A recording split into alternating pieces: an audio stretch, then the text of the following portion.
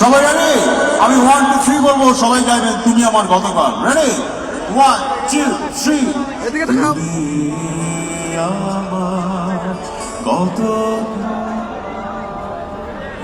আচ্ছা, এদিক থেকে আওয়াজ সবসময় বেশি, মানে এদের ব্রেকআপ হয়েছে জন্য নাকি আওয়াজ বেশি? Thank you so much. তো এদিক থেকে আমরা একটু শুনি।